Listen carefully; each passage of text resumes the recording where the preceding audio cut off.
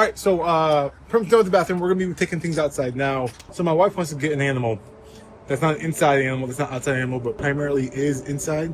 But if they come outside, they won't be okay. But we have feral animals and strays and stuff, so we don't want our animal to get hurt. Coming over here, we're going to make this a 3 seasons. Technically, it's a 4 seasons room. Florida doesn't have 4 seasons, so it's a 3 seasons. This post is low there. It supports the truss, as you can see, the whole roof and gable and everything else. So I can't really take that down. What we're gonna do, we're gonna remove all of this like I just showed you. I'm going to take these off, take this off, take that off. This whole thing's coming down. Then I'm going to trench out and dig a footer, bury some shit in there.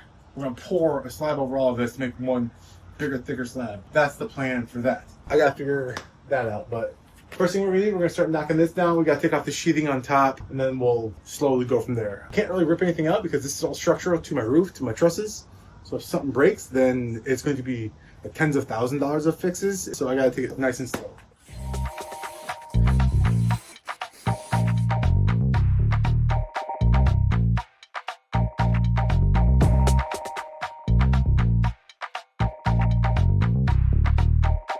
Probably thinking, why are you taking all this down? Like, can't you just like put windows in here and then do everything else? Like, yeah, I could have, but these are PT 4x4s. Put them in several years ago, whatever. When I redid this, there's like a wall here.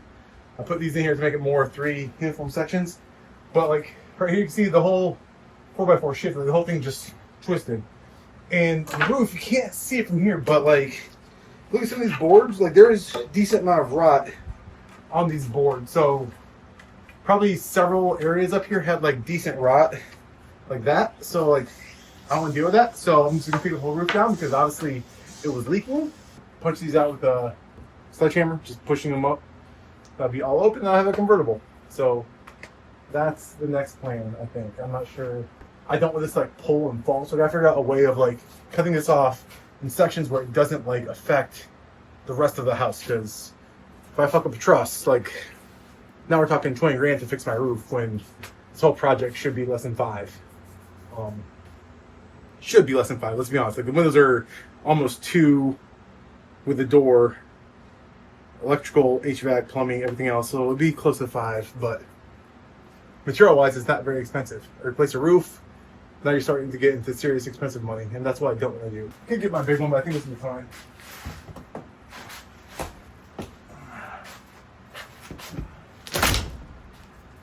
Yeah, there's some screws in there, but obviously it's just rotted because it's just ripping out. So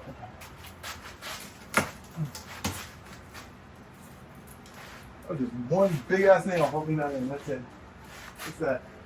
There we go. Moving on next. So I think if you grab the sledgehammer, knock these out.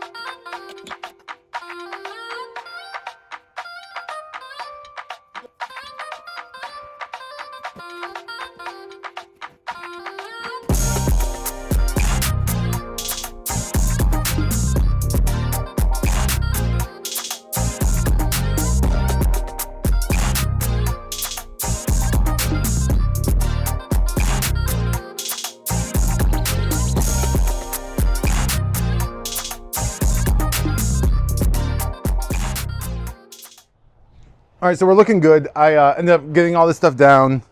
Had an engineer come out, make sure I could take all this off. So this is just tacked up there right now. I wasn't sure about this overhang, but apparently this is just the transition piece from the regular roof line to like the awning cover here. So that's good to go. Next, which I don't have to do, but I'm going to do anyway, I got a big hammer chisel. I'm going to chisel up all these old square rectangular looking tile things. They don't have to come out. I can actually pour concrete just on top of them. But I'm going to take them out. That way I can have a little bit thicker layer of concrete on top. So the first one's good. This, I'm guessing, is about 12 inches-ish. I don't know. I don't have a tape measure. Actually, I do have a tape measure. I'm guessing these tiles are 6 inches. And I took out 2 rows. So that's about... Okay, they're 8 inches. So that's 16 inches. So anyway, that's not the point. The point is, first row did come up as easy. The second row took like 7 seconds. So... I still have to put down my chalk lines and like score everything anyway, so I'm going to just continue on removing tiles this way. I think it'll be easier because there's no bondage on both sides because this side's already opened up. So hopefully I could just push this way and it goes relatively fast.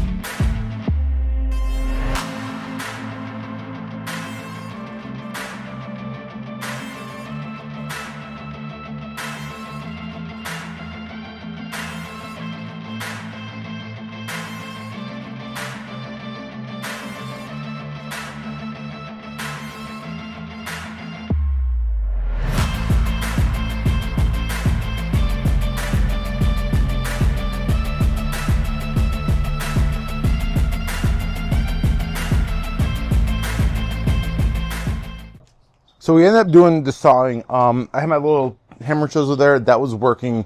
Took me about 3 hours, not really 3, about 2 and some change to do about 8 feet.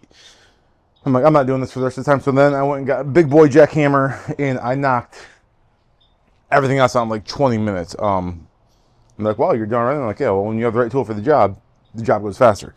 So now I have to dig out the trench for the footer. So let me show you what we're working with. So I already started on some of it. So the trench needs to be about 18 inches deep and it needs to be 12 inches wide. So I got my 12 inches wide, so that's all 12 inches, that's fine. Over here, it's 18 inches, which is pretty good. And I still have all this to do and all of that to do over there. So that won't take too long. Then once my trench is done, that's gonna come the fun part because after that, I'm gonna chip up some more of this tile and I need to figure out how to put in my support pieces. So when we pour concrete, there's a backer for it so it doesn't overflow onto like the pavers and like where it's not supposed to go. And I'm trying not to take away pavers or drill into pavers to use that as a backer. So we will see how this works. So we're gonna just finish digging this out, then moving dirt. So that's the plan. All right. You've seen dirt move before, it's a thing. All right, see it. All right, time to sit down again. So what we're gonna do, this has to be 18 inches deep. And you could grab a tape measure, stick it under there and then eyeball it. But what I found is easiest, just take a board, put it across both of your pieces. Here, let me show so you can see my face, because that's what you're here for. And then, so you take it board, put it both across both faces, then just stick this down where the bottom of the board meets your tape. That's your measurement. Because this is, the top of this is the bottom of the board. You just go across in a couple ways. I got 17 3/4, 17 1/4. This is 14 3/4. So I still need to grade a lot more down here. So yeah, but it's better. Last time you saw me on here was Thursday. Well, it's like 5 seconds ago for you, but for me it was Sunday. Today's Thursday. And then Monday and Tuesday it rained all damn day. So the whole thing got flooded and washed out. It's still a little bit wet, but all the sides caved in. I have to redig it out, do a bunch of stuff because they're supposed to come and pour concrete tomorrow. So tomorrow is like go no go day. So I have to get all this stuff done today. So what we're going to do today, I'm going to dig it out whenever the fuck I feel like it. Then I'm going to add a border. So I chipped up this next row of tile right here. Nobody cares about this. So I'm going to put a 2x4 right here, kind of like a border, because all of that facing me, like what I'm facing, is going to be filled in. Then I'm going to take another 2x4, put it like that, one like that. So then I'm going to tap con the horizontal 2x4 down to the concrete. I'm going to screw this vertical 2x4 into the horizontal 2x4, and that's going to create me my form. Now, over here in the corner, it's going to be a little bit different. All right, so here in the corner, I don't really have a ledge. I had a piece of concrete over there, but that's now fallen into the rest of this crap, all right? I still have to go through here and dig out all of these rocks. Now, these rocks are part of my wife's garden bed, whatever. So I gotta save them because after this is done and the concrete's poured and I know where the footer and like everything, like all the walls are gonna be and where the downspouts for the rain collection for the gutters, I need to put in a French drain to pull water from the house towards the garage in a way so it doesn't bubble up and flood like back into this. Because this is lower than that corner over there. So if I'm facing south in this north corner, east corner, south corner, west corner, like the south corner is lower than north and then both east and west. So I gotta raise this end up. So what we're gonna do is I'm gonna still put a board down right here, but I'm probably gonna dado out a groove in the board just because I like to overcomplicate things. Because I call myself a woodworker, so I feel like I need to do woodworking shit. Then we're gonna tack that in, and put that into the dirt, so the plywood is flush with the front of the board. That way, when you pour the concrete, it's one even seam all the way up and down. Still, I'm going to tap con the 2x4 like L bracket thing I made into the concrete over there, and here I'm probably just gonna drive stakes in the ground and then secure it that way.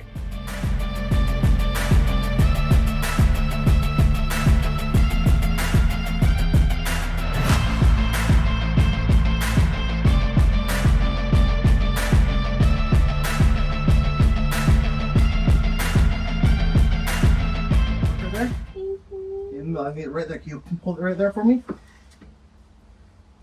Hold this. Push it in. You got it? Make sure it doesn't move.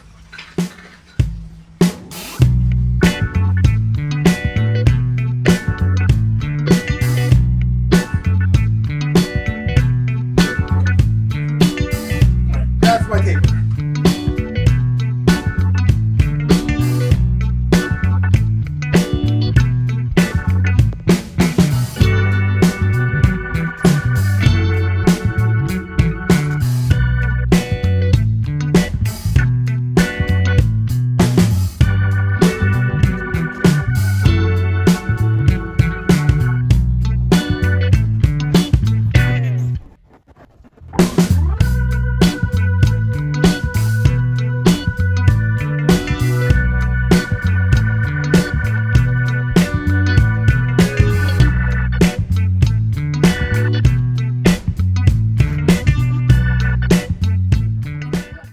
All right, cool.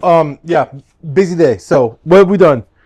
I tried marking up all the boards, squaring them off, everything else. That sucked. So my problem is my tape measure is not filled with dirt, but after it got so long, it does that. It just falls apart. So I couldn't get a good measurement across because I was actually taking like a little bit of the hypotenuse. So what I ended up doing was going and buying a laser ruler. So I could put it on the board, hit the button, pinpoint the wall, come down the opposite side, put it on the board, hit the button, scan the wall. That way I knew that this board is directly like 173.32 inches off of that wall. Then what I did, I found the measurement of that wall. I found the measurement of this wall between that point and that point. And I came over here and I marked this board from there to there because that's just a button joint right there. I found the measurement and I cut that board off. That way, that end, which is already Tapconned in, is exactly right to this.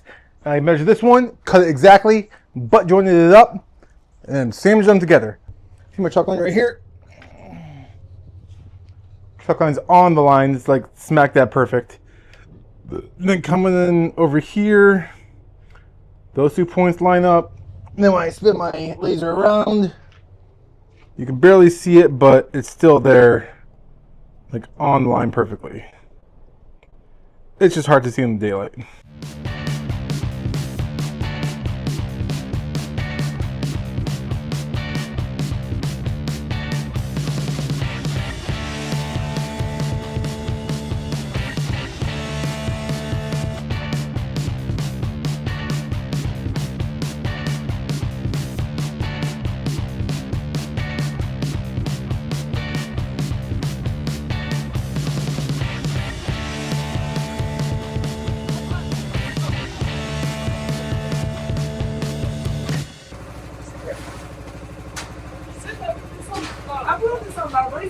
I will do it, do it. Yeah. Fucking bullshit. You understand me, motherfucker? Shut the fuck up.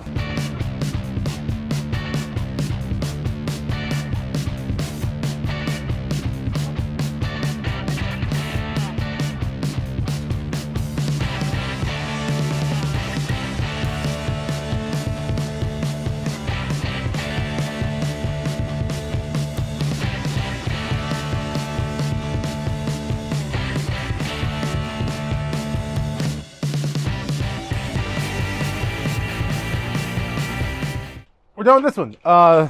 Patio's built. I have to wait 27, 28 days, something like that. So like you can walk on it, but you can't just put anything load bearing on it right now, which is fine. So that's gonna be this one. I'm not waiting a month just to put this out. So anyway, yeah, it's good. Big raise over here, about 3 inches over here. A bigger raise over there, about 8 inches. So that's how out of slope it was. So I needed to raise it so I can have a flat floor. Because next we're going to be putting up walls. We're doing 2x6 construction. Then I got to figure out how to tie into here. Yeah, so the only thing that's left to do on this, which I'm not doing, is the concrete guys are going to come by and fill in some of these little, pit holes on the side with some concrete. But other than that, it's pretty much done. And yeah, thanks for watching along. If you have any questions, let me know. Follow along because I got more stuff coming down the pipe. But yeah, don't worry. The guys made up at the end, so it was a good day. I mean, not really for one of them, but they made up and they got back to work because that's what they do.